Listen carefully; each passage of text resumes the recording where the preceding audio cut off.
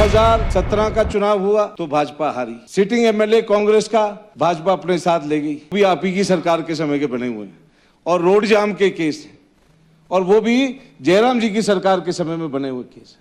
ऐसा दुष्प्रचार जो है इनके द्वारा किया गया। मैं धन्यवाद करना चाहता हूं माननीय मुख्यमंत्री जी का, माननीय उप मुख्यमंत्री जी का, मेरी पार्टी की अध्यक्षा का, मेरे प्रभारी रहे उस समय चुनाव के जो है रोहित ठाकुर जी का, हर्षवर्धन चौहान जी का, जिन्होंने पूरे इलेक्शन में जो है ऐसी भूमिका बनाई, ऐसी रणनीति बनाई कि बीजेपी को जो है हार का सामना करना पड़ा।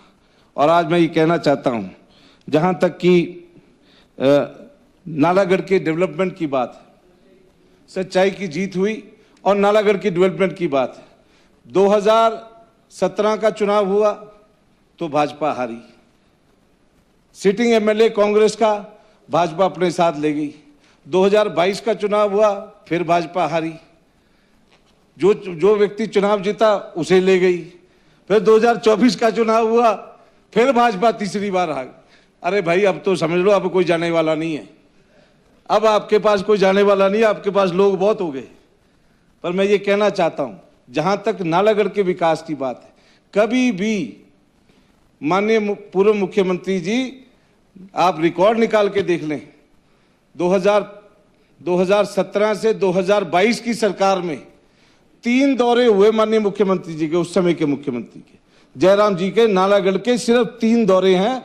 एक जो दौरा हुआ उस समय के महामहिम राज्यपाल के साथ, वो दौरा था, वो एक विजिट थी, ऐसे ही कॉमन विजिट थी, एक ड्राइव थी जो है क्लीन ड्राइव थी, उसे जो है फ्लैग ऑफ करना था।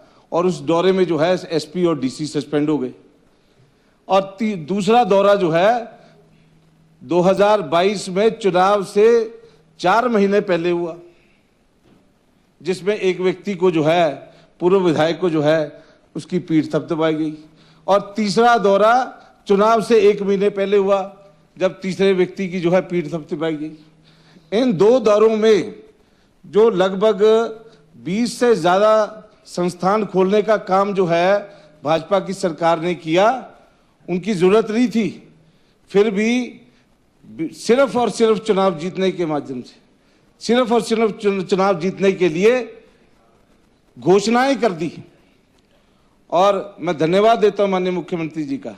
हालांकि वो जो घोषणाएं इनके द्वारा की वो सारी रद्द हुई, बजट का प्रावधान नहीं था। और आज नीड बेस उन्हीं मुद्दों को जो है मैं सरकार के समक्ष उठा रहा हूं, जिसमें पीएचसी हमारी जो है बहाली की गई पंजेरा की।